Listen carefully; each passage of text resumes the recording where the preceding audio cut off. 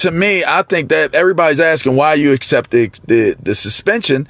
I think you accept the suspension because if you got to go to discovery in this, knowing that the judge is not going to grant you that whatever injunction or whatever it is that's going to take place, the further this goes and the longer it drags out, I think the more they're going to discover. And I think somebody already knows something bigger. Absolutely. And I think they got to get through. They got to get out of this and hope and think that they're unscathed, really. I mean, if you think about it, they have found 2 different reasons to suspend Harbaugh this year. Not one. Exactly. I don't even know if that might be like a record. That's jealousy. It ain't That's envy. Nobody on that staff deserves to be fired based off of what their record is and how they've been performing. I agree for with the that. season. I do agree with that. And you wake up and you fire the linebacker coach. And we had this discussion with LaVar a few weeks ago. Getting signs is an advantage. Hell yeah, it's an advantage when you're a linebacker coach. It's all about personnel. Everybody and knowing when it's a pass or run is an advantage. Everybody still signs. Whether you fail to realize it or not. Everybody's still in signs, though. Everybody is still in signs. So why do you single out Michigan? Everybody's still in signs. That's my point. And this is my point. So how can you have this attitude towards Michigan? There's something more there. Everybody is doing it. Of course there's more there. This man bought burgers and Michigan, food and got a 2-game suspension. Michigan didn't just get caught. Somebody told on them because they're jealous and they're envious of the success that Michigan has had. To tell on.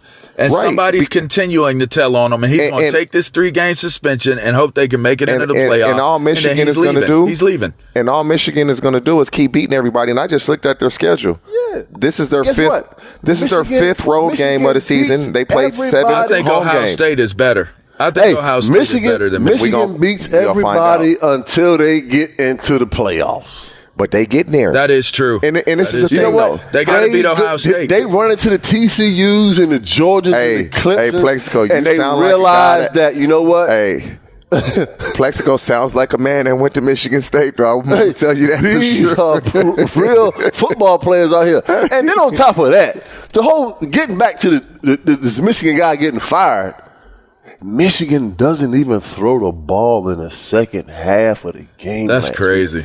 Why is that, crazy. TJ? You know why? I've never experienced that ever in my life. Maybe they weren't getting the signs and the signals of what the defense was going to be running at Penn State. So you know what? We not even going to throw the football on one single play in the whole second half. That's bad on Penn State. They ran on us. You literally just let a team run the ball down, like run all over at will. Yeah, really that's defensive coaching. Like, let me tell you something. That's Manny Diaz. Manny Diaz. Stop the run. That is one of the most alarming things. Listen, out of all this stuff that's going on with Michigan, Jim Harbaugh's out. Everybody's still in signs. But you're supposed to. But TJ, let's be clear here. And you can't throw the football? No, they could throw it. They chose not to because they didn't have to. I don't believe that. But TJ, how do you not have your quarterback throw the ball? I don't believe that. I mean, they didn't have to throw the ball. They even if you didn't have to, why do you not have your quarterback throw the ball a few times? I don't believe it. I mean, he threw it one time. It was a pass interference. But TJ, I mean, you're not going to throw the ball. We're talking about college football here, TJ. No, I know this. And McCarthy's going to be a first-round pick, but you're playing on the road. Where? Hostile. He'll be a first-round pick. Man, name me the last Michigan quarterback that has played in the NFL. It doesn't matter. He ain't going to be no damn first-round pick. That boy can't throw the ball across the damn street. Yes, he can. I've seen him in person. I've seen him in person. He's pretty good. He's pretty good. I've seen him in person.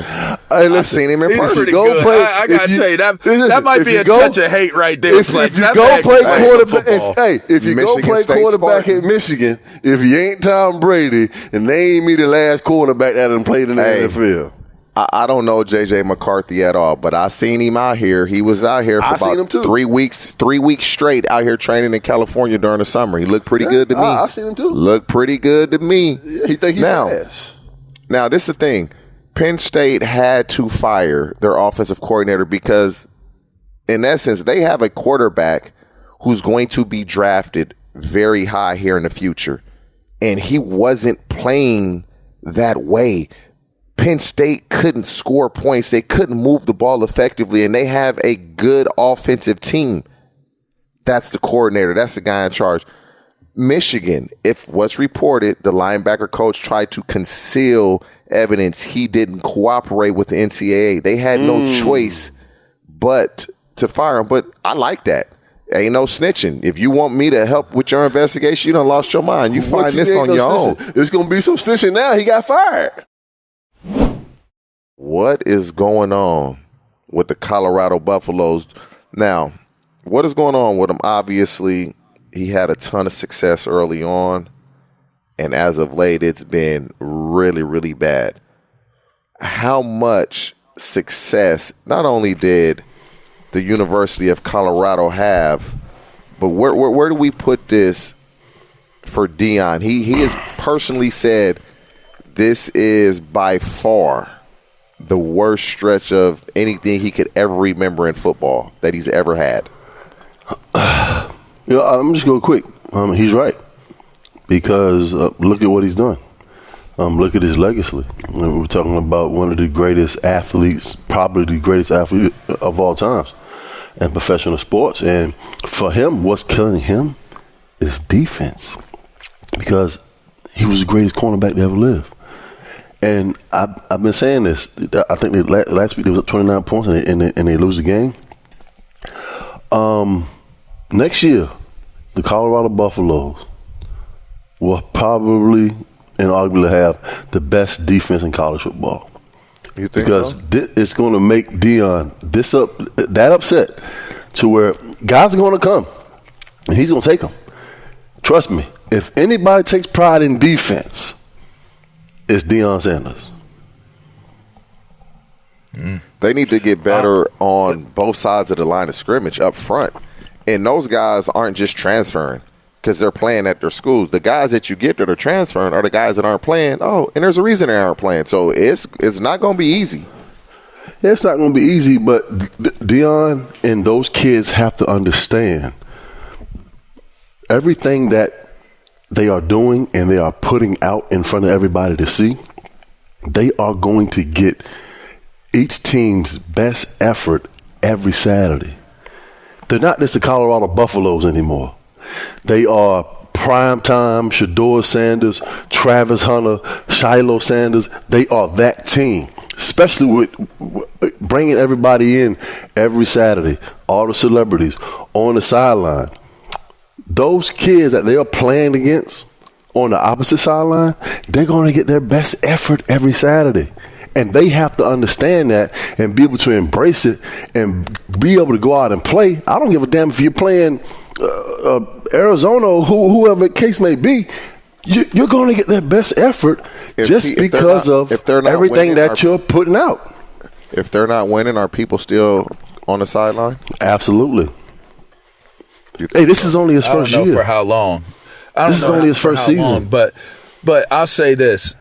Deion is a master brander and salesman, and he'll come up with something like this year, as I believe it might still continue to be, I believe, just because I think where they're at right now, you take a look at this Colorado team. All right.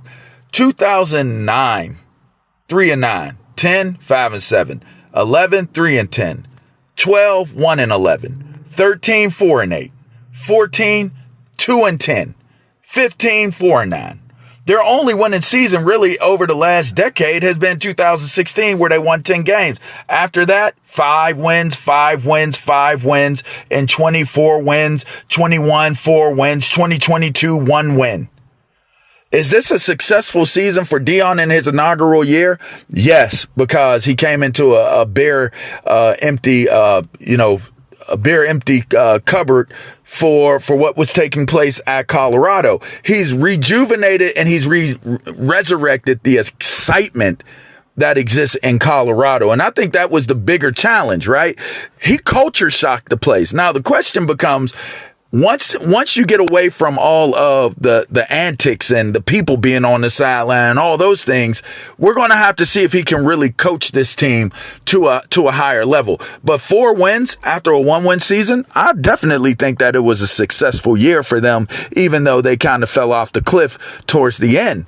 But he's going to have a strong stand-up, bang down year coming into season 2. And if there's somebody who can get those type of players to come in there and be able to turn it around, it's going to be Deion. Question is, are they going to be able to coach them well enough for them to be able to win those big games?